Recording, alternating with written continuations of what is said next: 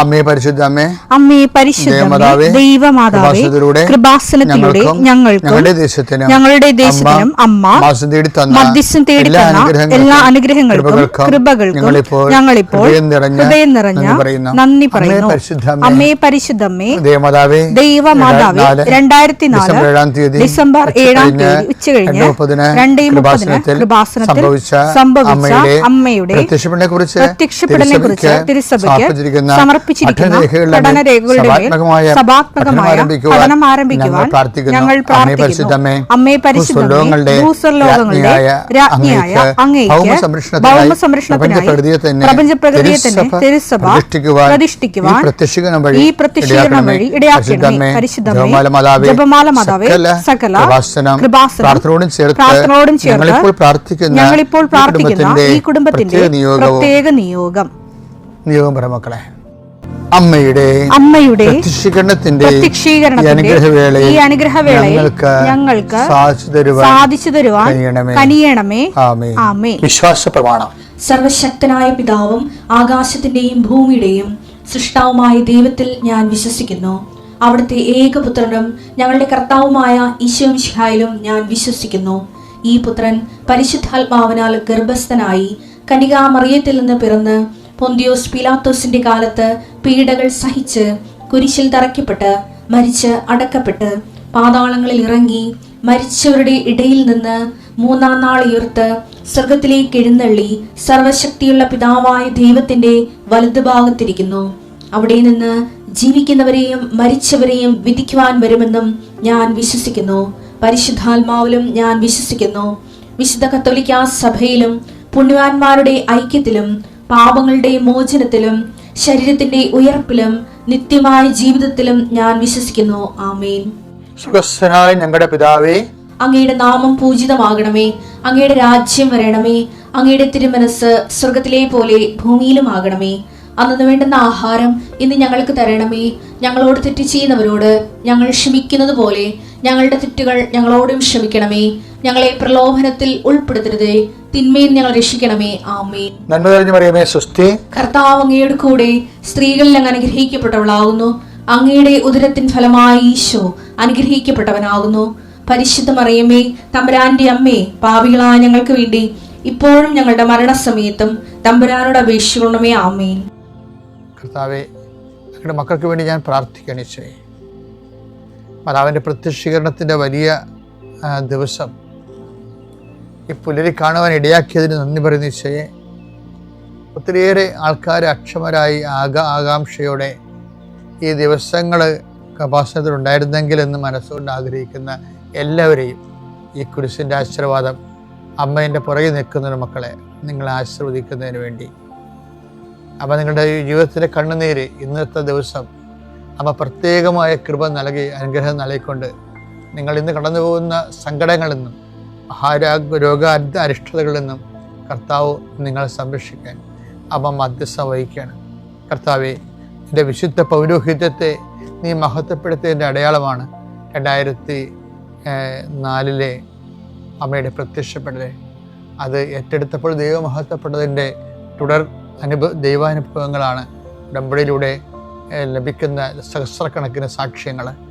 എൻ്റെ ഈ പ്രാർത്ഥന കൂടുന്ന എല്ലാ മക്കൾക്കും അവരുടെ ജീവിത ഭൗതികവും അവരുടെ മാനസികവും ശാരീരികവും കുടുംബപരവും ആയിട്ടുള്ള എല്ലാ മേഖലകളിലും അതിൻ്റെ പ്രത്യേക അനുഗ്രഹം ഈ നിമിഷം ആവശ്യിക്കാനും നിങ്ങൾ ഇപ്പോൾ വഴിമുട്ടി നിൽക്കുന്ന എല്ലാ വിഷയത്തിൻ്റെ മേലും ദൈവിക ഇടപെടലുണ്ടാകാനും ഇന്ന് നിങ്ങൾ കണ്ടുമുട്ടുന്ന വ്യക്തികൾക്ക് നിങ്ങൾ മാതാവിൻ്റെ മധ്യസ്ഥത്തിലെ അവർക്ക് സമാധാനം ആശംസിക്കുക. നിങ്ങൾ മാതാവിൻ്റെ പ്രത്യക്ഷീകരണത്തിൻ്റെയും പ്രത്യക്ഷീകരണ സന്ദേശത്തിൻ്റെയും പ്രേക്ഷിതരാകാൻ വേണ്ടി നിങ്ങൾ പരിശുദ്ധ അമ്മയുടെ മധ്യസ്ഥത്തിലെ പുനഃസമർപ്പണം ചെയ്യുക. ആ പുനഃസമർപ്പണത്തിൻ്റെ ഭാഗമായിട്ട് തീർച്ചയായിട്ടും ഇങ്ങനെ ഒരു ഏതെങ്കിലും പ്രത്യേക സമ്മർദ്ദത്തിലെ ഉടമ്പടിയിൽ നിന്ന് അകന്നു പോയിട്ടുണ്ടെങ്കിൽ അത് തിരിച്ചു വരാനും എല്ലാവരും ഇവിടെ ഇന്ന് ഇക്കാര്യങ്ങളിലെല്ലാം സാക്ഷ്യം പറയണത് ഞങ്ങൾ ഈ ജീവിതം ഇപ്പം ഞാൻ പറഞ്ഞത് കേട്ടതേ ഉള്ളൂ. ഞാൻ കുറച്ച് മുമ്പ് അൽത്താര എന്ന സമയത്ത് കേട്ട സാക്ഷ്യം എന്ന് പറയണത് ഈ ജീവിതകാലം മുഴുവനും ഉടമ്പടി ദൈവം എനിക്ക് നൽകിയ ഏറ്റവും വലിയ അനുഗ്രഹമാണ് ഉടമ്പടി എന്നാണ്. അത് ഉടമ്പടി ആണ് ജീവിതം എന്ന് പറയുന്നവരുണ്ട്. എനിക്കിനി ജീവിതം ഉടമ്പടിയാണ് എന്ന് പറയുന്നത്, അതൊക്കെ കേൾക്കുമ്പോൾ നമ്മൾ ഓർക്കും, നമ്മൾ ചിന്തിച്ചതിനേക്കാളും അമ്മ ഉടമ്പടി തന്നപ്പോൾ ഞാൻ ആലോചിച്ചതിനേക്കാളും എന്തുമാത്രം വലിയ ആഴത്തിലാണ് മനുഷ്യർ അനുഭവിച്ചതെന്ന് ഓർക്കും. കർത്താവേ, അതുപോലെ അനുഭവത്തിൻ്റെ ഒരു പങ്ക് എല്ലാവർക്കും നൽകണമെന്ന് പ്രാർത്ഥിക്കുന്നു. നിങ്ങളുടെ കുഞ്ഞുങ്ങളെ സംബന്ധിച്ച് പ്രാർത്ഥിക്കുന്നു. നിങ്ങളിന്ന് നിങ്ങളുടെ കൂടപ്രഭുക്കളെ സംബന്ധിച്ച് പ്രാർത്ഥിക്കുന്നു. നിങ്ങൾ ആർക്ക് വേണ്ടി പ്രാർത്ഥിക്കുന്നു അവർ ഞാൻ ഈ നിമിഷം പ്രത്യേകം ഓർക്കുന്നു. നിങ്ങൾ ഈ ആഴ്ച ചെയ്തു തീർക്കേണ്ട കാര്യങ്ങൾ, ഈ മാസം ചെയ്തു തീർക്കേണ്ട കാര്യങ്ങൾ, നിങ്ങൾക്ക് പറ്റത്തില്ലെന്ന് നിങ്ങൾക്ക് തോന്നിപ്പോയിട്ട് ഇതെങ്ങനെ ചെയ്ത് ഒപ്പിക്കും അവസാനിപ്പിക്കുമെന്ന് വിഷമിക്കുന്ന വിഷയത്തിൻ്റെ മേൽ ഇന്ന് പരിശുദ്ധമ നിങ്ങൾ അനുഗ്രഹിക്കട്ടെ. ഈ പ്രത്യക്ഷീകരണത്തിൻ്റെ ദിവസങ്ങളിലെ എൻ്റെ കർത്താവിൻ്റെ ഉന്നതമായ നാമത്തിൽ മാരക രോഗങ്ങളിലും തീരെ ശാരീരികമായ വേദനകളിലും ഉറക്കമില്ലാത്തവർ, പ്രഷർ രോഗികൾ, ഷുഗർ രോഗികൾ, ശരീരം മുഴുവൻ ഊത്തറുള്ളവർ, ത്വക്ക് രോഗികൾ, കർത്താവേ നിൻ്റെ വിശുദ്ധമായ രക്തത്താൽ അവരെ കുളിപ്പിക്കണമെന്ന് പ്രാർത്ഥിക്കുന്നു. നിൻ്റെ വിശുദ്ധമായ രക്തത്താൽ ഈ പ്രാർത്ഥനയിൽ പങ്കെടുക്കുന്നവർ, മറ്റുള്ളവരെ ഈ പ്രാർത്ഥന കേൾക്കുമ്പോൾ അവർ നിങ്ങൾ ആരെക്കുറിച്ചെങ്ങാണ് ഓർക്കുന്നത് അവരുടെ മേലെല്ലാം കർത്താവിൻ്റെ ആശ്വാസത്തിൻ്റെയും സൗഖ്യത്തിൻ്റെയും ശക്തിയുടെയും കൃപയുണ്ടാകട്ടെ പ്രാർത്ഥിക്കുന്നു. ഇന്നത്തെ ദിവസത്തിൻ്റെ മുഴുവൻ ചൈതന്യം ഈ മാസം മുഴുവനും നിറഞ്ഞു നിൽക്കാൻ എൻ്റെ കർത്താവിൻ്റെ ഉന്നതമായ നാമത്തിൽ, സഭയുടെ അധികാരത്തിൽ, കുരിശടയാളത്തിൽ, ദൈവശക്തിയാൽ നിൻ്റെ എല്ലാ നിയോഗങ്ങളും ഏറ്റെടുക്കുകയും നിവർത്തിക്കുകയും മാതാവിൻ്റെ പ്രത്യക്ഷീകരണത്തിൻ്റെ വലിയ വിലപിടിപ്പുള്ള സാക്ഷിയായി ദൈവം നിന്നെ മാറ്റുകയും ചെയ്യട്ടെ. നിത്യം പിതാവും പുത്രനും പരിശുദ്ധാത്മാശ്വരശ്വരം നീക്കുവാമേ. മാതാവിൻ്റെ പ്രത്യക്ഷീകരണം ഏറ്റെടുത്ത് ജീവിതത്തിലേക്ക് പകർത്തിയ ലക്ഷക്കണക്കിന് മനുഷ്യരാണ് ജീവിതം ഇന്ന് ദൈവത്തിൽ ആഘോഷിക്കുന്നത്. എല്ലാത്തിനും നന്ദി പറയുന്ന ഒരു കൃതജ്ഞതാ ദിനം കൂടിയാണിന്ന്. എനിക്ക് വളരെയേറെ പ്രതീക്ഷയുണ്ട്. കാരണം മാതാവിൻ്റെ പ്രത്യക്ഷീകരണം ലോകവ്യാപകമായ രീതിയിൽ സഭ ഔദ്യോഗികമായി ഏറ്റെടുത്ത് പ്രാർത്ഥിച്ച് അതിൻ്റെ സന്ദേശം പ്രചരിപ്പിക്കുമ്പോൾ ലോകത്തിൻ്റെ പല പ്രശ്നങ്ങൾക്കും ദുരന്തമുണ്ടാകാൻ പ്രാർത്ഥിക്കണമെന്നാണ് അമ്മ അന്ന് പറഞ്ഞത്. എത്ര ദുരന്തങ്ങൾ അതിനുശേഷമാണ് ദുരന്തങ്ങളെല്ലാം വരാൻ തുടങ്ങിയത്. അമ്മ പ്രത്യക്ഷപ്പെട്ട ഡിസംബർ 7-ാം തീയതിയാണെങ്കിലും അടുത്ത ഡിസംബർ ആ മാസം തന്നെ 26-ാം തീയതി ആയപ്പോഴാണ് സുനാമി വന്നത്. പിന്നെ നമുക്കറിയാം ചിക്കൻ ഗുനിയ, 2006 ചിക്കൻ ഗുനിയ, 2009-12 നിപ്പ വൈറസ്, അതിനിടയ്ക്കുള്ള ദുരന്തത്തിൻ്റെ ഇടക്കാല ദുർമുഖം പോലെ തക്കാളിപ്പനികളും പക്ഷിപ്പനികളും, പിന്നീടത് നമ്മളെത്തി ഇത് 18 മഹാപ്രളയം, അതിനുശേഷം 19 കോവിഡ്. അപ്പോൾ ഇതിൻ്റെയൊക്കെ ഭവിഷ്യത്തുകളൊക്കെ ദുരന്തമായിട്ട് ഇപ്പോഴും നമ്മുടെ മേഖലകളൊന്നും ഇപ്പോഴും ഉണർന്നു വന്നിട്ടില്ലല്ലോ. കടക്കാരുകളെല്ലാം കമ്പോളങ്ങളെല്ലാം ഇപ്പോഴും കടക്കണിയിലാണ്. ആ 2 കൊല്ലം കച്ചവടം ഉണ്ടായിരുന്ന കച്ചവടം പൂട്ടിയതിൻ്റെ പേരിൽ പലിശ ഗവൺമെൻറ്റോ അതുപോലെ തന്നെ ബാങ്കോ പലിശ ഒന്നും ഇളവ് ചെയ്ത് കൊടുത്തില്ലല്ലോ. അതിൻ്റെ പേരിൽ പലിശക്ക് പലിശയായിട്ട് എന്തുമാത്രം മനുഷ്യരാണ്. അതിൽ നിന്നും കരകയറിയിട്ടില്ല. അതിൻ്റെ സങ്കടങ്ങളൊക്കെ ഇപ്പോഴും ബാക്കി നിൽക്കുന്നുണ്ട്. അത് ദുരന്തമായി പോവുകയാണ്. ഈ ഒരു കാലത്താണ് അമ്മ ആശ്വാസത്തിൻ്റെ ഒരു പച്ചത്തുരുത്ത് പോലെ ദൈവമായിട്ട് ഉടമ്പടി ചെയ്യാൻ വേണ്ടിയുള്ള ഒരു വലിയ അനുഗ്രഹം തന്നത്. അത് അർത്ഥം മനസ്സിലാക്കി അതിൻ്റെ അകത്ത് അഭിഷേകത്തോടെ മുഴുകിയവരെല്ലാവരും എല്ലാ ക്രൈസിസിൽ നിന്ന് അവർ രക്ഷപ്പെട്ടു. പലരും അത് ഒരു അനുഷ്ഠാനം പോലെ എടുക്കുകയും വളരെ ഇക്കോണമിക്കായിട്ട് അതിനെ കാണുകയും ദൈവത്തിന് പ്രാധാന്യം കൊടുക്കുന്നതിന് പകരം ദൈവമായിട്ട് ബന്ധത്തിന് പ്രാധാന്യം കൊടുക്കുന്നതിന് പകരം തങ്ങളുടെ കാര്യസാധ്യത്തിന് വേണ്ടി മാത്രം അത് അതിനകത്ത് ഇൻവെസ്റ്റ് ചെയ്ത ആൾക്കാർക്കാണ് അല്പമെങ്കിലും അധ്യയന വരൾച്ച വന്നത്. ബാക്കി എല്ലാവരും പറഞ്ഞ സാക്ഷ്യങ്ങൾ എനിക്ക് ഏറ്റവും വലിയ സന്തോഷം തോന്നിയത് ഉടമ്പടിയുടെ ഏറ്റവും വലിയ ഫലം എന്ന് പറയുന്നത് ലൂക്കാസ് വിശേഷം 2:30 എല്ലാ മനുഷ്യർക്കും വേണ്ടി ഒരുക്കിയിരിക്കുന്ന രക്ഷ. എന്തെന്നാൽ എന്നാൽ സകല ജനതകൾക്കും വേണ്ടി അങ്ങ് ഒരുക്കിയിരിക്കുന്ന രക്ഷ എന്റെ കണ്ണുകൾ കണ്ടു കഴിഞ്ഞു. എല്ലാ മനുഷ്യർക്കും വേണ്ടിയുള്ള സന്തോഷത്തിന്റെ സദ്വാർത്ത അത് ഉടമ്പടിയിലാണ് നമ്മൾ ശരിക്കും അനുഭവിക്കുന്നത്. ഉടമ്പടി നിർത്താത്ത ഒരു ക്രിസ്മസ് അനുഭവമാണ്, ഒരു രക്ഷാനുഭവമാണ്. എല്ലാ മനുഷ്യരും ഉടമ്പടി ചെയ്യുന്ന എല്ലാ തരം മനുഷ്യർക്കും ദൈവം വലിയ അനുഭവങ്ങളും അനുഗ്രഹങ്ങളും നൽകുകയാണ്. അതുകൊണ്ട് തന്നെ ഈ ഒരു നല്ല ദിവസത്തിൻ്റെ എല്ലാ മംഗളങ്ങളും, നിങ്ങൾക്കിവിടെ വരാൻ കഴിഞ്ഞില്ല എന്നെങ്കിലും നിങ്ങൾ വിഷമിക്കരുത്. ഞങ്ങൾ ഇന്ന് മുഴുവൻ നിങ്ങൾക്ക് വേണ്ടി പ്രാർത്ഥിക്കും. നടക്കുന്ന എല്ലാ പരിശുദ്ധ കുർബാനകളിലും ആരാധനകളിലും എല്ലാം ഞങ്ങൾ ഓർക്കും. എൻ്റെ പേര് ഷിബു പൗലോസ്. ഞാൻ ആലുവയിൽ നിന്നും വരുന്നു. ഞാൻ ഉടമ്പടി എടുത്തതിന് ശേഷമുണ്ടായ എൻ്റെ ജീവിതത്തിലെ മറക്കാനാവാത്ത അനുഭവങ്ങളും അനുഗ്രഹങ്ങളുമാണ് ഞാൻ പറയാനിവിടെ ആഗ്രഹിക്കുന്നത്. 2002 ജൂൺ 2-ാം തീയതിയാണ് ഞാൻ ആദ്യമായി ഗൾഫിൽ പോകുന്നത്. ആ കാലയളവ് മുതൽ എനിക്ക് യൂറോപ്പിൽ പോകണമെന്നുള്ള ഒരു ആഗ്രഹം വളരെ ശക്തമായിട്ട് എനിക്കുണ്ടായിരുന്നു. ഞാൻ അന്ന് മുതലേ ഓരോ രീതിയിലും എന്നെക്കൊണ്ട് കഴിയാവുന്ന രീതിയിലെല്ലാം ഞാൻ ശ്രമിക്കുകയുണ്ടായിരുന്നു. പക്ഷേ എനിക്ക് വ്യക്തമായിട്ടുള്ള ഒരു വഴിയൊന്നും അറിയില്ലായിരുന്നു. ഞാൻ പല ആൾക്കാരോടും ചോദിച്ചാലും ഒരു വ്യക്തത എനിക്കുണ്ടായിരുന്നില്ല. അങ്ങനെ ഗൾഫിൽ കാര്യമായ വരുമാനമൊന്നുമില്ലാതെ ഞാൻ നിർത്തി 2014 നാട്ടിൽ തിരികെ വന്നു. ഇവിടെ എന്തെങ്കിലും ബിസിനസ് എല്ലാം ചെയ്യാമെന്ന് വിചാരിച്ചു വന്നെങ്കിലും ഒരു കാര്യവും പോലും വ്യക്തമായിട്ടുള്ള ഒരു വിജയമില്ലാതെ എനിക്കവിടെ പരാജയങ്ങളായിരുന്നു എന്നെയും കാത്തിരുന്നത്. എൻ്റെ കയ്യിലുള്ള സമ്പാദ്യവും എൻ്റെ വസ്തു വെച്ച് ഈട് വെച്ചിട്ട് എടുത്ത ലോണും അതിലെ പൈസയും എല്ലാം എനിക്ക് നഷ്ടമായി. മറ്റുള്ള എന്നെ സ്നേഹിക്കുന്നവരുടെയും എൻ്റെ സുഹൃത്തുക്കളുടെയും മുമ്പിൽ എനിക്ക് ഒരുപാട് പരിഹാസം ഏറ്റുവാങ്ങേണ്ടി വന്നിട്ടുണ്ട്. ഞാൻ മാനസികമായി ഒരുപാട് തളർന്നു. കോവിഡെല്ലാം കഴിഞ്ഞു. പിന്നീട് എനിക്ക് മനസ്സിലായി എനിക്ക് പ്രായം കൂടുതലായി, അപ്പോൾ ഇനി യൂറോപ്പിലേക്കുള്ള ചാൻസൊന്നും എനിക്ക് ഉണ്ടാവുകയില്ല.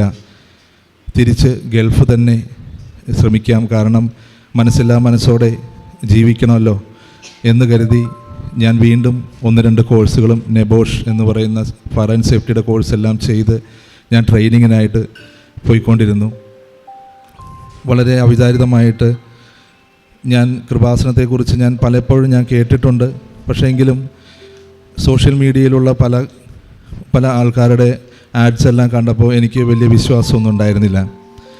എൻ്റെ ഭാര്യ പലപ്പോഴും എന്നോട് പറഞ്ഞിട്ടുണ്ട്, നമുക്കൊന്ന് കൃപാസനത്തിൽ പോകാം, മാതാവിൻ്റെ അടുത്ത് പോയി നമുക്ക് പ്രാർത്ഥിക്കാം. ഞാൻ പറയും, നമ്മുടെ പള്ളിയിലും മാതാവല്ലേ, പിന്നെ എന്തിനാണ് നമുക്ക് മറ്റൊരു സ്ഥലം, നമ്മുടെ പള്ളിയിൽ പോയി ആരാധിച്ചാൽ പോരെ എന്ന് ഞാൻ എപ്പോഴും പറയുമായിരുന്നു. ഞങ്ങളുടെ പള്ളിയും സെൻറ്റ് മേരീസ് ജാക്കോബൈറ്റ് സിറിയൻ ചർച്ചാണ്. ഈ ആലപ്പുഴയിലേക്ക് ഞാൻ 5-8 പ്രാവശ്യം എൻ്റെ ഭാര്യയുമായിട്ട് പല കാര്യങ്ങളിൽ ഞങ്ങൾ പോയിട്ടുണ്ടെങ്കിലും എപ്പോഴും പോകുന്ന വഴിക്ക് പറയും നമുക്കൊന്ന് കയറണം. പക്ഷെ തിരിച്ചു വരുമ്പോൾ ഈ സ്ഥലം കഴിഞ്ഞിട്ടുണ്ടാവും. പിന്നെ ഞാൻ പറയും പിന്നെ ആവട്ടെ. ഇങ്ങനെ ഓരോ പ്രാവശ്യവും എനിക്കിവിടെ വരാൻ പറ്റാതെ മാറിപ്പോയി. ഓരോ ദിവസവും എനിക്ക് അതികഠിനമായിട്ടുള്ള പ്രശ്നങ്ങളാണ്. ഒരു ജോലിയില്ലാതെ വീട്ടിൽ നിൽക്കുമ്പോൾ ഏൽക്കേണ്ട ഒരുപാട് വേദനകളുണ്ട്. എല്ലാവരും, എന്നെ സ്നേഹിക്കുന്നവരും മറ്റുള്ള എല്ലാവരും എന്താണ് ജോലിയൊന്നും ആയില്ലേ എന്നുള്ള ചോദ്യത്തിന് മറുപടി പറഞ്ഞ് ഞാൻ തോറ്റു. അവസാനം എൻ്റെ മോൻ്റെ സ്കൂളിലെ സിസ്റ്റേഴ്സ് പറഞ്ഞു, ഷിബു, ഇനി കൃപാസനത്തിൽ പോകാതെ ഇനി ഞങ്ങൾക്ക് നിന്നെ കാണണ്ട, നീ എത്രയും വേഗം കൃപാസനത്തിൽ പോകണം എന്ന് എന്നോട് വളരെ വ്യക്തമായിട്ട് പറഞ്ഞു. ആ കാലയളവിലാണ് എൻ്റെ ഭാര്യയുടെ അമ്മ എന്നോട് വന്ന് പറഞ്ഞു, മോനെ ഇതുപോലെ ജർമ്മനിയിലേക്ക് ചാൻസുകളുണ്ടെന്ന് ഞാൻ അറിഞ്ഞു, മോനൊന്ന് ശ്രമിച്ചു നോക്കാം, അമ്മ നമ്പർ തരാമെന്ന് പറഞ്ഞു. അപ്പോഴും എനിക്ക് മനസ്സോടുകൂടി ഞാൻ പറഞ്ഞു, അമ്മ പറയുന്ന പോലെയല്ല, ചുറ്റും ചതിക്കുഴികളാണ്, എവിടെയും നമ്മളെ പറ്റിക്കാനായിട്ട് ആൾക്കാരാണ്, നമ്മളെല്ലാം ചതിവിൽപ്പെടുന്ന ആൾക്കാരാണ്. ഇല്ല മോനെ, നീ ഒന്ന് ശ്രമിച്ചു നോക്ക്, നീ ഒന്ന് അവരെ ഒന്ന് വിളിക്ക് എന്ന് പറഞ്ഞ അമ്മയുടെ സമാധാനത്തിന് വേണ്ടി ഞാൻ അദ്ദേഹത്തെ വിളിക്കുകയും അദ്ദേഹം എന്നോട് പറഞ്ഞു, ചേട്ടാ ഇന്ന പോലെ ജർമ്മനിയിലേക്ക് ചാൻസ് ഉണ്ട്, ഞാൻ ഓൾറെഡി അപ്ലൈ ചെയ്തിട്ടുണ്ട്, ചേട്ടന് താല്പര്യമുണ്ടെങ്കിൽ ചേട്ടൻ അതിലേക്ക് കടന്നു പോയിക്കോ, നല്ല ആൾക്കാരാണ്, ചേട്ടൻ എവിടെ വരെയും വേണമെങ്കിൽ പോയി അന്വേഷിക്കാം. പക്ഷെ ഞാൻ പറഞ്ഞു, ബാംഗ്ലൂരാണ് അവരുടെ ഓഫീസ്, എനിക്ക് അവിടം വരെ പോയി വരാനുള്ള യാതൊരു സാമ്പത്തിക സ്ഥിതിയുമല്ല. അവരുടെ ഓഫീസിലോ, ഇതിൻ്റെ MDയുടെ വീട് വയനാടാണ്, അവിടെയും എനിക്ക് പോകാൻ യാതൊരു സാമ്പത്തിക സ്ഥിതിയും എൻ്റെ നല്ലതല്ലായിരുന്നു. ഓരോ ദിവസവും അതുപോലെയാണ് എനിക്ക് കഴിഞ്ഞു പോയിക്കൊണ്ടിരുന്നത്. എങ്കിലും ആ പയ്യൻ എന്നോട് പറഞ്ഞു, ചേട്ടന് ഈ കാര്യത്തിൽ തീരുമാനമെടുക്കാൻ ബുദ്ധിമുട്ടുണ്ടെങ്കിൽ ഞാൻ ചെയ്തതുപോലെ ചേട്ടനുമാകാം. എനിക്കിതേപോലെ ചേട്ടൻ്റെ പോലെ അവസ്ഥയായിരുന്നു. പൈസ എൻ്റെ കയ്യിൽ ഉണ്ടായിരുന്നില്ല. കാരണം 2 ലക്ഷം രൂപ ആദ്യം ഈ ഏജൻസിക്ക് കൊടുക്കണം. അവർ രജിസ്റ്റേർഡ് ആയിട്ടുള്ള ഒരു ഏജൻസി പോലുമല്ല. ഞാൻ ഇവരെ കണ്ടിട്ടില്ല, ഓൺലി ഫോണിലൂടെ മാത്രം ഞാൻ സംസാരിച്ചിട്ടുള്ളൂ. എങ്കിലും ഈ പയ്യൻ എന്നോട് പറഞ്ഞു, ഞാൻ ഒറ്റ വിശ്വാസത്തിൻ്റെ പുറത്ത് മാത്രമാണ് ഞാൻ ഈ 2 ലക്ഷം രൂപ കൊടുത്തത്. ചേട്ടൻ അതുപോലെ ചെയ്യാൻ പറ്റുമോ? ഞാൻ പറഞ്ഞു, എന്താണ് ഞാൻ ചെയ്യേണ്ടത്? എനിക്ക് മൊത്തത്തിൽ പേടിയാണ്. ഈ പൈസയൊന്നും എൻ്റെ കയ്യിലില്ല, 2 ലക്ഷം രൂപ എൻ്റെ കയ്യിലില്ല. എങ്കിലും ഞാൻ പറഞ്ഞു, ഞാൻ എന്താ ചെയ്യേണ്ടത്? ഞാൻ ഇതുപോലെ ചേട്ടൻ അനുഭവിച്ച വേദന അനുഭവിച്ച പോലെ ഒരു ഡിസിഷൻ എടുക്കാൻ പറ്റാതെ ഈ കാര്യത്തിൽ ഞാൻ വിഷമിച്ച് നിന്ന സമയത്ത് എൻ്റെ ഒരു ആൻറ്റിയാണ് പറഞ്ഞത്, കൃപാസനത്തിൽ പോയി ആ മണ്ണിൽ പോയി നിന്നുകൊണ്ട് നീ ഒരു അമ്മയോട് പറഞ്ഞിട്ട് നീ ഈ കാര്യത്തിലേക്ക് കടക്കാൻ. അങ്ങനെ ഞാൻ ഒരു ദിവസം വന്ന് അമ്മയുടെ അടുത്ത് വന്ന് തീരുമാനം എടുത്തിട്ടാണ് ഞാൻ ഈ 2 ലക്ഷം രൂപ കൊടുത്ത് വിസയ്ക്കായിട്ട് കാത്തിരിക്കുന്നത്. ചേട്ടൻ ഒരു തീരുമാനം എടുക്കാൻ പറ്റുന്നില്ലെങ്കിൽ തീർച്ചയായിട്ടും ആ വഴി പോയി ശ്രമിച്ചു നോക്ക്. അമ്മ നമ്മളോടൊപ്പം എപ്പോഴും ഉണ്ട്. അമ്മയുടെ സ്നേഹം അത്രയ്ക്ക് വലുതാണ്. നമ്മൾ ചിന്തിക്കുന്നതിനപ്പുറമായിട്ടുള്ളൊരു സാഗരമാണ് ചേട്ടൻ അവിടെ പോകണം. എന്നിട്ട് മാത്രം ചേട്ടൻ ഇതിലേക്ക് കടന്നാൽ മതി, അല്ലാതെ ചേട്ടൻ്റെ ഒരു താല്പര്യം കൊണ്ട് മാത്രം ഇതിലേക്ക് കടക്കരുത് എന്നോട് പറഞ്ഞു. ഞാൻ അങ്ങനെ ഒരു ദിവസം വളരെ പ്രാന്തമായിട്ട് മൊത്തത്തിൽ എനിക്കൊരു ജീവിക്കാൻ തന്നെ താല്പര്യമില്ലാത്തൊരു അവസ്ഥയിലേക്ക് എത്തി. ഞാനിത് ആരോടും പറയണില്ലെങ്കിലും മാനസികമായിട്ട് ഞാൻ അകത്തകർന്നായിരുന്നു. അങ്ങനെ ഞാൻ ബൈക്കിന് അവിടെ നിന്ന് ബസ്സൊന്നും വേണ്ട, എങ്ങനെയെങ്കിലും എനിക്ക് മാതാവിൻ്റെ അടുത്ത് വരണം. അതിന് കിട്ടിയത് ബൈക്കാണ്. ആ ബൈക്കിൽ ഞാനും ഭാര്യയും കൂടി മക്കളെ സ്കൂളിൽ വിട്ട് ഇവിടെ വന്ന് ഞാൻ മാതാവിനോട് ഞാൻ പറഞ്ഞു, അമ്മേ ഞാനിങ്ങനെ തീരുമാനം എടുക്കുകയാണ്, എനിക്ക് വേണ്ടി നീ പ്രവർത്തിക്കണം. ഈ ബാംഗ്ലൂരുള്ള ആൾക്കാരൊന്നും ഞാൻ കണ്ടിട്ടില്ല, 2 ലക്ഷം രൂപ എൻ്റെ കയ്യിലില്ല. എന്നാലും ഈ കാര്യത്തിലേക്ക് ഞാൻ ഉറച്ച് കാല് വെക്കണമെങ്കിൽ നീ എന്നെ വഴി നടത്തണം. ഞാൻ ആരുമല്ല അമ്മേ, എന്നെക്കൊണ്ട് കഴിയില്ല, ഞാൻ ആകെ തളർന്നിരിക്കുകയാണ് എന്ന് ഞാനിവിടെ നിന്ന് പറഞ്ഞു. ഇവിടെ വന്ന് എനിക്ക് ഉടമ്പടി പ്രാർത്ഥന എന്താണെന്നോ ഇവിടുത്തെ ചിട്ടാവട്ടങ്ങൾ എന്താണെന്നോ എനിക്കൊന്നും അറിയില്ല. ഞാനിവിടെ വന്ന് ആകെ തിരക്കാണ്. ഏതാ ഒരാളോടും ചോദിച്ചാൽ ഭയങ്കര തിരക്കായിരുന്നു. ഞാൻ വന്നപ്പോൾ ഞങ്ങളുടെ അടുത്ത് ഒരു പരിചയമില്ലാത്തൊരു ചേട്ടൻ വന്ന് ചോദിച്ചു, മോനെ ഉടമ്പടി എടുക്കാനാണോ വന്നേ? ചേട്ടാ എനിക്ക് ഇതിനെക്കുറിച്ച് ഒന്നും അറിഞ്ഞുകൂടാ, ഞാൻ ആകെ ഇവിടെ കണ്ടിട്ട് എനിക്ക് മൊത്തത്തിൽ ഭയങ്കര ബുദ്ധിമുട്ട്, ഓരോ പ്രൊസീജിയേഴ്സ് എല്ലാം അതുപോലെയാണ്. ഇല്ല മോനെ, വളരെ സിമ്പിളാണ്, മോൻ ടോക്കൺ എടുത്തോ. ഞാൻ പറഞ്ഞു ഇല്ല. അയ്യോ ടോക്കൺ കഴിഞ്ഞു പോയല്ലോ. ചേട്ടാ സാരമില്ല, ഞാൻ അമ്മേനോടൊരു കാര്യം പറയാൻ വേണ്ടി വന്നതാ, ഞങ്ങളിത് പോകാനായിട്ട് ഒരുങ്ങുകയാണ്, എനിക്കിതിനെക്കുറിച്ചൊന്നും കൂടുതൽ അറിഞ്ഞുകൂടാ. എന്നാൽ മോനൊരു കാര്യം ചെയ്യും, ഒരു ടോക്കൺ എൻ്റെ കയ്യിലുണ്ട്, ആ ടോക്കണിൽ നിങ്ങൾ കയറിക്കോ, മാതാവ് നിങ്ങളെ കൈവടിയില്ല. എന്തോ ഒരു നിയോഗം പോലെ, സ്വപ്നത്തിൽ പോലും ഞാൻ വിചാരിച്ചില്ല ഞാൻ ഇവിടെ ഒന്ന് ഉടമ്പടി എടുക്കുന്നു. മാതാവിൻ്റെ അടുത്ത് ഈ തിരക്കിൽ എനിക്കായിട്ട് ഒരു ടോക്കൺ, ഞാൻ അദ്ദേഹത്തെ അറിയുക പോലുമില്ല. അങ്ങനെ ആ ടോക്കൺ കിട്ടി. ഞങ്ങൾ മനസ്സോടുകൂടി ഓരോ ക്ലാസ് അറ്റൻഡ് ചെയ്യാനായിട്ട് പോയി. അവിടെ ഇരിക്കുമ്പോഴും എൻ്റെ മനസ്സിൽ പൂർണ്ണമായിട്ടും എൻ്റെ ഭാര്യനെ കൊണ്ട് ഉടമ്പടി എടുപ്പിക്കണം, എന്നെക്കൊണ്ട് അതിന് കഴിയില്ല. കാരണം അതിൽ പറയുന്ന ഓരോ നിബന്ധനകളും എന്നെ വളരെയധികം കുഴയ്ക്കുന്നതായിരുന്നു. കാരണം ഈ മാനസിക പ്രശ്നങ്ങളും മാനസിക സംഘർഷങ്ങളും എല്ലാം ഉള്ളതുകൊണ്ട് ഞാൻ എല്ലാ ദിവസവും ഞാൻ മദ്യപിക്കുമായിരുന്നു. അത് ഞാനൊരു പ്രശ്നക്കാരനല്ല, പക്ഷേ എൻ്റെ അവസ്ഥ അങ്ങനെ ആയതുകൊണ്ട് ഞാൻ മദ്യപിക്കും, സിഗരറ്റ് വലിക്കും, ഇങ്ങനെയുള്ള കുറേ കാര്യങ്ങൾ എൻ്റെ ചുറ്റിനും എനിക്കൊരു ശീലങ്ങളായിട്ടുണ്ടായിരുന്നു. ആരെയും ദ്രോഹിക്കില്ലെങ്കിലും ഞാൻ സ്വയം ഇങ്ങനെ ചെയ്യുമായിരുന്നു. അപ്പോൾ ഇതിനെയൊക്കെ എനിക്ക് കോംപ്രമൈസ് ചെയ്യാൻ എനിക്ക് ഭയങ്കര ബുദ്ധിമുട്ടായിരുന്നു. ഞാൻ അതിനെയൊക്കെ സ്വയം ന്യായീകരിക്കുന്ന ഒരാളായിരുന്നു. അപ്പോൾ എൻ്റെ ഭാര്യ ഉണ്ടല്ലോ, അവളെ കൊണ്ട് ഞാൻ ഉടമ്പടി എടുപ്പിക്കാമെന്ന് വെച്ചു. പക്ഷേ അവൾ ഉറങ്ങുകയാണ്, അവിടെ ക്ലാസ് നടക്കുമ്പോൾ ഉറങ്ങുകയാണ്. അപ്പോൾ ഈ ക്ലാസ് കഴിയാറായപ്പോഴത്തേക്കും എനിക്ക് ആകെ ടെൻഷനായി. നമ്മൾ ഉടമ്പടി എടുക്കാൻ വന്നു, ഇവളിങ്ങനെ കിടന്ന് ഉറങ്ങിക്കഴിഞ്ഞാൽ ഇതെന്ത് ചെയ്യും, ഞാൻ എടുക്കേണ്ടി വരുമോ എന്നുള്ള ചിന്തയായി. ഞാൻ ഇവളെ പല പ്രാവശ്യം വിളിച്ചപ്പോൾ ഇവൾ പറഞ്ഞു, എന്നെക്കൊണ്ട് ഉടമ്പടി എടുക്കാൻ പറ്റൂല, എനിക്ക് ഇതേപോലെയൊക്കെ പാടാണ്. പിന്നെ എന്തായാലും ഞാൻ കയറിയതല്ലേ, മനസ്സോടുകൂടി ഞാൻ ഉടമ്പടി എടുത്തു. 6 ഉടമ്പടികൾ ഞാൻ മാതാവുമായിട്ട് പങ്കുവയ്ക്കുകയാണ് ഉണ്ടായത്. അതിലെ 6ാമത്തെ ആയിരുന്നു ഞാൻ ഇവിടെ വന്ന് എനിക്ക് ഈ അനുഗ്രഹങ്ങൾ കിട്ടിയാൽ അമ്മേ ഞാനും എൻ്റെ കുടുംബവും വന്ന് ഇവിടെ വന്ന് അനുഭവ സാക്ഷ്യം പറയാമെന്നുള്ളത്. അങ്ങനെ ഞാൻ ആ ഉടമ്പടി എടുത്ത് വീട്ടിൽ പോയി 20 ഡിസംബർ 20, 2022 ഞാൻ ഉടമ്പടി എടുത്തത് ഇവിടെ വന്ന്. വളരെ വളരെ അവിചാരിതമായിട്ടാണ് ഈ ഉടമ്പടി എല്ലാം എടുത്തത്. ഒരു സ്വപ്നത്തിൽ പോലും ഞാനിങ്ങനെ ഉടമ്പടി എടുക്കുമെന്നോ ഞാനിങ്ങനെ പ്രാർത്ഥിക്കുമെന്നോ ഒന്നും എനിക്ക് ഒരു മുൻവിചാരണയില്ല. ഞാൻ അറിയാതെ ആയിപ്പോയതാണ്. ഉടമ്പടി എടുത്തെങ്കിലും ഡിസംബർ മാസം വളരെ തിരക്കും കരോളൊക്കെ ഉള്ളതുകൊണ്ട് എനിക്ക് പ്രാർത്ഥനയൊന്നും അങ്ങനെ പറ്റുന്നുണ്ടായിരുന്നില്ല. പക്ഷേ ജനുവരി 1 മുതൽ എന്താണെന്നറിയില്ല, ഞാൻ വളരെ സ്ട്രിക്റ്റായി. എനിക്ക് മദ്യം വേണ്ട, സിഗരറ്റ് വേണ്ട, പ്രാർത്ഥിക്കണം, അമ്മേനോട് പറയണം, പിന്നെ തിരി കത്തിച്ചുള്ള പ്രാർത്ഥന, വെളുപ്പിന് 5:30 എഴുന്നേൽക്കണം. എന്തോ എത്ര ക്ഷീണിതനാണെങ്കിലും ഞാൻ ചാടിപ്പടഞ്ഞ് എണീക്കും. അങ്ങനെയായി. എന്താണെന്നറിയില്ല, അതൊരു റൊട്ടീൻ പോലെ ഞാനിപ്പോൾ എഴുന്നേൽക്കുകയാണ്. എത്ര വൈകി കിടന്നാലും ഞാൻ 4 മണിക്ക് എഴുന്നേറ്റ് എൻ്റെ കാര്യങ്ങളിൽ ഞാൻ വ്യാപൃതനാവും. തുടക്കത്തിലൊക്കെ ഞാൻ വളരെ കുറച്ചേ പ്രാർത്ഥിക്കുകയുള്ളായിരുന്നുള്ളൂ. പക്ഷേ ഇപ്പോൾ എനിക്ക് മെഴുകുതിരി തികയുന്നില്ല. എൻ്റെ ആവശ്യം അതിനപ്പുറത്തേക്ക്. കാരണം ഒരു 10 മിനിറ്റ് പ്രാർത്ഥിച്ചിരുന്ന ഞാൻ ഇന്ന് 1 മണിക്കൂറിൽ കൂടുതൽ പ്രാർത്ഥിക്കുക. ആദ്യമൊക്കെ ഞാൻ എനിക്ക് വേണ്ടിയായിരുന്നു ഞാൻ പ്രാർത്ഥിച്ചിരുന്നത്. ചെറുതായിട്ട് അമ്മേനോട് ഉടമ്പടി, അമ്മേനെ ഒന്ന് റിമൈൻഡ് ചെയ്യാൻ ഞാനൊന്ന് പറയുള്ളായിരുന്നു. പക്ഷേ ഞാൻ എങ്ങനെയൊക്കെയോ മറ്റുള്ളവർക്ക് വേണ്ടി പ്രാർത്ഥിക്കാൻ ഞാൻ പഠിച്ചു. ഇന്ന് എൻ്റെ പ്രാർത്ഥനയിലൊരു 90% പ്രാർത്ഥനയും മറ്റുള്ളവരുടെ വേദനകളെ ഓർത്തും മറ്റുള്ളവരുടെ പ്രയാസങ്ങളും മറ്റുള്ള ആൾക്കാർ അനുഭവിക്കുന്ന ഓരോരോ രോഗങ്ങളും എല്ലാം പേര് ചൊല്ലി ഓരോ രോഗത്തെ ചൊല്ലി ഞാൻ പ്രാർത്ഥിക്കും. അതെങ്ങനെ വന്നു, എങ്ങനെ എന്നിൽ ആ സമയത്ത് വന്നെന്ന് എനിക്കറിയില്ല. ചിലപ്പോൾ ഞാൻ സംസാരിക്കുകയായിരിക്കും അമ്മേനോട്, അമ്മ ഇവരൊക്കെ ഉണ്ടല്ലോ, അവരെയൊക്കെ ഒന്ന് ശ്രദ്ധിക്കണേ. ഞാനിവിടെ ഉണ്ടെങ്കിലും ഞാൻ മറ്റുള്ളവർക്ക് വേണ്ടി പ്രാർത്ഥിക്കുന്നത്, അമ്മേ നീ വളരെ തിരക്കല്ലേ, നിനക്കപ്പോൾ ഒന്ന് മറ്റുള്ളവരെക്കുറിച്ച് ഞാനൊന്ന് ഓർമ്മപ്പെടുത്തുന്നത് മാത്രമേ ഉള്ളൂ എന്നൊക്കെ പറഞ്ഞ് ഞാൻ എല്ലാ കാര്യങ്ങളും എന്നെക്കൊണ്ട് കഴിവിൻ്റെ പരമാവധി ഞാൻ മറ്റുള്ളവർക്ക് വേണ്ടി പ്രാർത്ഥിക്കാൻ ശ്രമിക്കും. അതുപോലെ തന്നെ മരിച്ചാത്മാക്കളെയും എല്ലാവരും ഞാൻ ഉൾപ്പെടുത്തിയിട്ടാണ് എൻ്റെ പ്രാർത്ഥന പോകുന്നത്. ഇങ്ങനെ പ്രാർത്ഥിച്ച് തുടങ്ങിയപ്പോൾ എനിക്കത് എങ്ങനെ നിങ്ങളോട് പറയണമെന്ന് പറഞ്ഞോട് ഓരോ ദിവസവും ഓരോ അനുഭവങ്ങളാണ്. എങ്ങനെ അത് ചിലപ്പോൾ ഞാൻ ഒരു വ്യക്തിയിൽ നിന്ന് ആഗ്രഹിക്കുന്ന ആൻസർ അയാൾ ചിലപ്പോൾ ഞാൻ ചുമ്മാ വിളിക്കുമ്പോൾ അയാൾ എന്നോട് പറയുന്നത്, ഷിബു ഇന്ന കാര്യം ശരിയായിട്ടുണ്ട്, ഷിബു ഇന്ന സ്ഥലത്ത് പോകുന്നില്ലേ എന്നാണ്. അങ്ങനെ ഈ പ്രാർത്ഥനയുടെ ശക്തിയും ഈ അനുഗ്രഹങ്ങളും ഓരോന്നായി വന്നു. എനിക്ക് വിസ അടിക്കാനായിട്ട് പ്രയാസമാണ്. ചേട്ടൻ്റെ പ്രായം 43 ചേട്ടാ യൂറോപ്പിലേക്ക് പാടാണ്.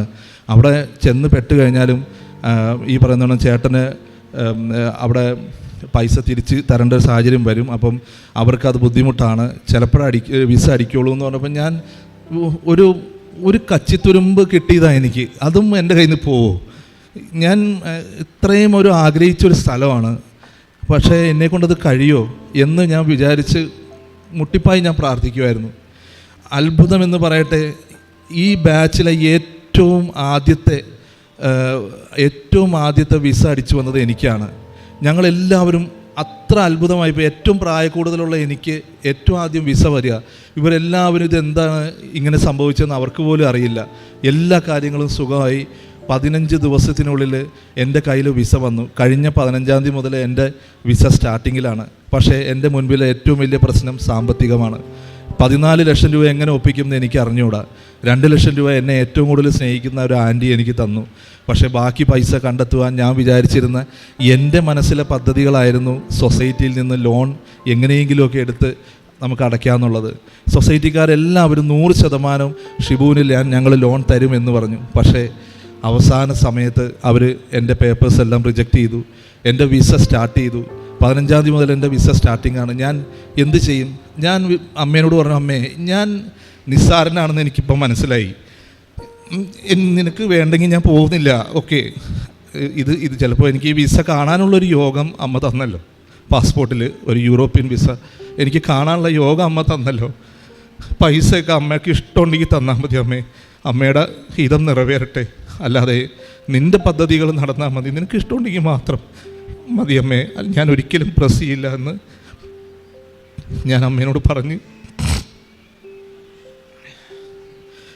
എനിക്കറിഞ്ഞൂടെ എവിടെ നിന്നൊക്കെയാണ് ഓരോരുത്തർ വിളിക്കണമെന്ന്. എൻ്റെ സ്വന്തക്കാരല്ല, എൻ്റെ സുഹൃത്തുക്കളും എന്നെ ഇഷ്ടപ്പെടുന്ന ആൾക്കാരും പലരും, ചിലപ്പോൾ 2500 ആയിരിക്കും, ചിലപ്പോൾ 5000 ആയിരിക്കും. പക്ഷേ എനിക്ക് ആവശ്യമുള്ള ആ പണത്തിലേക്ക് ഞാൻ വളരെ പെട്ടെന്ന് തന്നെ എത്തി.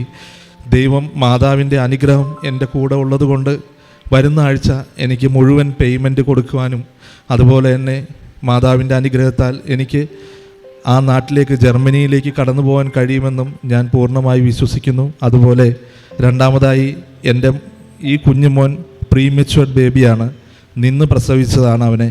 അപ്പം അവന് അതിൻ്റേതായ ഒരുപാട് കുറവുകളുണ്ട്. അവൻ സംസാരിക്കുന്നത് ഞങ്ങൾക്ക് മാത്രം മനസ്സിലാവുള്ളൂ. അപ്പം ഇവന് സ്കൂളിൽ വിടേണ്ട സമയമായപ്പോൾ ആകെ ടെൻഷനായി. ഞങ്ങൾ സ്കൂളിൽ വിടുമ്പോൾ എങ്ങനെ ഇവൻ കുട്ടികളോട് ഇൻട്രാക്ട് ചെയ്യുമ്പോൾ എങ്ങനെയാണ് എൻ്റെ മോനെ ഞാൻ സ്കൂളിൽ ചെല്ലുമ്പോൾ കുട്ടികളെല്ലാം വളരെ പരിഹാസത്തോടുകൂടിയാണ് ഇവൻ എന്താ പറയണേ അങ്കിളെ, ഇവൻ പറയണ ഞങ്ങൾക്കൊന്നും മനസ്സിലാകുന്നില്ലല്ലോ എന്ന് പറയും. എൻ്റെ മനസ്സ് പൊടിയും. കാരണം ഒരു കാരണന്മാർക്ക് ആ വേദന സഹിക്കാൻ പറ്റില്ലല്ലോ. ഞാൻ ഉടമ്പടിയിൽ എൻ്റെ മോൻ്റെ ഈ ആവശ്യം, അമ്മേ അവൻ്റെ നാവുകളുടെ ബന്ധനങ്ങൾ നീ എടുത്ത് മാറ്റണമേ, അവന് സംസാരിക്കാനുള്ള എല്ലാ യോഗ്യതയും നീ കൊടുക്കണേ അമ്മേ എന്ന് ഞാൻ മുട്ടിപ്പായി പ്രാർത്ഥിച്ച് ഞാൻ ഉടമ്പടിയിൽ എഴുതിയിരുന്നു. ഉടമ്പടി എടുത്ത് 1 മാസം കഴിഞ്ഞപ്പോൾ ഞാൻ അച്ഛൻ്റെ അടുത്ത് ഞാൻ അവിടെ പറഞ്ഞു, കൂപ്പണുമായിട്ട് എൻ്റെ മോനുമായിട്ട് വന്നു. അച്ഛൻ എൻ്റെ മകൻ്റെ തലയിൽ കൈവച്ച് പ്രാർത്ഥിച്ചു. അതിനുശേഷം കൃപാസനം അമ്മ അമ്മയുടെ അടുത്ത് പോകണം. ഞാൻ പ്രാർത്ഥിക്കുമ്പോഴെല്ലാം എൻ്റെ അടുത്ത് വെളുപ്പിന് 5:30 എൻ്റെ ഭാര്യ ചിലപ്പോൾ വരാൻ വൈകിയാലും എൻ്റെ മോൻ, ഈ കുഞ്ഞു മോൻ എഴുന്നേറ്റ് വന്ന് എൻ്റെ അടുത്ത് വന്ന് നിൽക്കും. കൃപാസന അമ്മയുടെ പ്രാർത്ഥന ചൊല്ലുമ്പോൾ നന്മ നിറഞ്ഞ മറിയമേ ചൊല്ലുന്നു, സ്വർഗസ്ഥനായ പിതാവേ ചൊല്ലുന്നു. ഇതെല്ലാം ഇവൻ എന്നോടൊപ്പം ചൊല്ലിയാണ്. ഞാനിതിനെന്താണ് അമ്മയ്ക്ക് പകരം നൽകാനുള്ളത്? ഞങ്ങളുടെ ഈ ജീവിതവും ഞങ്ങളുടെ ഈ ചെറിയ ജീവിതം മുഴുവനും അമ്മയ്ക്കും തിരുക്കുമാരനും വേണ്ടി സമർപ്പിക്കുകയാണ്. എനിക്കിതിനപ്പുറത്തേക്കൊന്നും പറയാനില്ല. അത്രയും മേൽ അനുഗ്രഹം ഓരോ നിമിഷം തന്നുകൊണ്ടിരിക്കുന്നു. ഇവിടെ വരുന്ന എല്ലാ മക്കളെയും ഇതുപോലെ അനുഗ്രഹിക്കണമേ എന്ന് ഞാൻ എന്നും മുട്ടിപ്പായി പ്രാർത്ഥിക്കുന്നുണ്ട്. ഇവിടെ വരുന്ന മക്കളുടെ അനവധിയായ ആവശ്യങ്ങൾ അത്രയേറെ തീക്ഷ്ണമാണ്. അമ്മയുടെ അടുത്ത് വന്ന് പ്രാർത്ഥിക്കുന്നത് ഞാൻ പലരും പ്രാർത്ഥിക്കുന്നത് കാണുമ്പോൾ അമ്മേ അവരെല്ലാവരെയും കാത്ത് സംരക്ഷിക്കണമേ, അവരുടെ വേദനകളിലേക്ക് കടന്നു ചെല്ലണമേ. ഞാനൊന്നുമല്ല, അവരൊക്കെ എത്രയോ ഡിസേർവ്ഡ് അമ്മ, അവരിലേക്ക് കടന്നു ചെല്ലണമേ എന്ന് ഞാൻ പ്രാർത്ഥിക്കും. എൻ്റെ ജീവിതം അവസാനം വരെ ഞാൻ മറ്റുള്ളവർക്ക് വേണ്ടിയും ഈ കൃപാസനത്തിൽ വരുന്ന എല്ലാ മക്കൾക്ക് വേണ്ടിയും ഞാൻ പ്രാർത്ഥിക്കും എന്നുള്ള ഒരു വാഗ്ദാനം അമ്മയ്ക്ക് മുമ്പിൽ ഈ നിമിഷം ഞാൻ പറയുകയാണ്. എല്ലാവരെയും ദൈവം അനുഗ്രഹിക്കട്ടെ. അമ്മയ്ക്കും തിരുക്കുമാരനും 1000 നന്ദി. നിങ്ങൾ എന്നിൽ വസിക്കുകയും എൻ്റെ വാക്ക് നിങ്ങളിൽ നിലനിൽക്കുകയും ചെയ്യുന്നെങ്കിൽ ഇഷ്ടമുള്ളത് ചോദിച്ചു കൊള്ളുക, അത് നിങ്ങൾക്ക് ലഭിക്കും. യോഹന്നാൻ്റെ വിശുദ്ധ സുവിശേഷം 15-ാം അധ്യായം 7-ാം തിരുവചനമാണ്. ഷിബു പൗലോസ് എന്ന മകൻ തൻ്റെ അനുഭവ സാക്ഷ്യം നമ്മോട് പങ്കുവയ്ക്കുമ്പോൾ ഏത് സാഹചര്യത്തിൽ നിന്ന് ഈ പരിശുദ്ധ അമ്മയുടെ തിരുനടയിൽ കയറി തന്നെ ഈശോയുടെ സാക്ഷിയാക്കി ഈ മകനെ പരിശുദ്ധ അമ്മ ഉയർത്തുന്നു എന്നുള്ളതാണ് നമുക്ക് കാണുവാൻ കഴിയുക. സാക്ഷ്യത്തിലൂടെ നാം എല്ലാം കേട്ടതാണ്. അതായത് നാം സീറോ ബാലൻസ് ആകുമ്പോൾ നമ്മുടെ ദൈവത്തിൻ്റെ അടുത്ത് നാം ഒന്നുമല്ല, വെറും നിസ്സാരരാണ് എന്ന് പറയുമ്പോൾ ആ ദൈവം പിന്നെ നമ്മെ എടുത്ത് ഉയർത്തുകയാണ്. അതാണ് നമുക്കിവിടെ കാണാൻ കഴിയുക. ഇവിടെ എങ്ങനെയാണ് ഓരോ വ്യക്തികളും പരിശുദ്ധ അമ്മയുടെ മാധ്യസ്ഥതയിൽ പ്രാർത്ഥിക്കുമ്പോൾ കൃപകൾ നേടുക.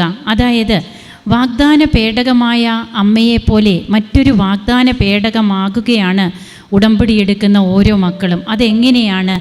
ഈശോ അവൻ പറയുന്നത് പോലെ ചെയ്യുവിൻ എന്ന ആ തിരുവാക്യം നാം നമ്മുടെ ജീവിതത്തിൽ നിറവേറ്റുമ്പോഴാണ്. ഇവിടെ ഷിബു എന്ന ഈ മകന് തൻ്റെ ജീവിതത്തിൽ ഉടമ്പടി എടുക്കണമെന്ന ഒരു ചിന്ത പോലും ഇല്ലായിരുന്നു എന്ന് നാം കേട്ടതാണ്. എന്നാൽ ഇവിടെ വന്നതിന് ശേഷം എങ്ങനെ ഈ മകൻ ഉടമ്പടി എടുക്കുന്നു, അതിനുശേഷമുള്ള ഉടമ്പടി നിബന്ധനകൾ, തൻ്റെ ദുശ്ശീലങ്ങളൊക്കെ ഈ മകനിൽ നിന്ന് എങ്ങനെ മാറുന്നു, പിന്നീട് പടിപടിയായി എങ്ങനെ ഈ മകൻ ഉയരുന്നു, ഇന്നെങ്ങനെ യൂറോപ്പിലേക്ക് പോകണം എന്നുള്ള അദ്ദേഹത്തിൻ്റെ ഏറ്റവും വലിയ ഒരു ജീവിത അഭിലാഷം എങ്ങനെ സാധ്യമാകുന്നു എന്നുള്ളതാണ് നാം ഇപ്പോൾ കേട്ടത്. അതുപോലെ തൻ്റെ മകൻ പ്രീമച്യൂർ ബേബിയായിരുന്ന ആ കുഞ്ഞ് യാതൊരു രീതിയിലും സംസാരിക്കുവാൻ സാധിക്കാതിരുന്ന, അവ്യക്തമായിരുന്നു സംസാരം. ആ കുഞ്ഞ് ഇന്നെങ്ങനെ വളരെ സ്പഷ്ടമായിട്ട് സംസാരിക്കുന്നു എന്നുള്ളതും ആണ് ഈ മകൻ്റെ സാക്ഷ്യത്തിലൂടെ നാം കേട്ടത്. ഇവിടെയൊക്കെ നമുക്ക് കാണുവാൻ കഴിയുക നമ്മിൽ പ്രവർത്തിക്കുന്ന ദൈവത്തിൻ്റെ ശക്തമായ കരങ്ങളാണ്. നാം പരിശുദ്ധ അമ്മയെ കൂട്ടുപിടിക്കുമ്പോൾ അമ്മ നമ്മെ കൈവിടില്ല. ഈ ഷിബു പറഞ്ഞ ഒരു കാര്യമുണ്ട്. അതായത് ഷിബുവിന് തന്നെ അറിയില്ല എങ്ങനെയൊക്കെയാണ് പൈസ 14 ലക്ഷം രൂപ വേണം, അതെങ്ങനെ ഷിബുവിൻ്റെക്ക് എത്തിച്ചേരുന്നു എന്ന് ഷിബുവിന് അറിഞ്ഞുകൂടാ. പക്ഷേ ഇപ്പോൾ ആ പൈസയൊക്കെ തൻ്റെ കൈകളിലെത്തി. ഇനി വിസയ്ക്ക് വേണ്ടി, അതായത് വിസ കിട്ടണം, പിന്നീട് ടിക്കറ്റ്, ഈ കാര്യങ്ങൾ റെഡി ആയിട്ടെന്ന് പറഞ്ഞതുപോലെയാണ് ഈ മകൻ ഇവിടെ നിൽക്കുക. ഇനിയും തൻ്റെ ജീവിതം മൊത്തം ഒരു സാക്ഷ്യമായിരിക്കുമെന്നാണ് ഈ മകൻ പറയുക. ഇതിനേക്കാൾ വലിയ ഒരു സാക്ഷ്യമില്ല. അപ്പോൾ അതായത് തന്നെ ഈ മകൻ സാക്ഷ്യമാക്കുകയാണ്. പിന്നീട് മറ്റുള്ളവർക്ക് വേണ്ടി പ്രാർത്ഥിക്കാനുള്ള ഒരു വളരെ തീഷ്ണത, തൻ്റെ ഉടമ്പടിയോടുള്ള വിശ്വസ്തത, സത്യസന്ധത, ഉടമ്പടി പാലിക്കാനുള്ള തീഷ്ണത, ഇതൊക്കെയാണ് നമുക്ക് കാണുവാൻ കഴിയുക. നമുക്ക് കരങ്ങളടിച്ച് ദൈവത്തെ മഹത്വപ്പെടുത്താം. അമ്മയ്ക്കും ഈശോയ്ക്കും നന്ദി പറയാം. യേശുവേ നന്ദി, യേശുവേ സ്തുതി, യേശുവേ ആരാധന.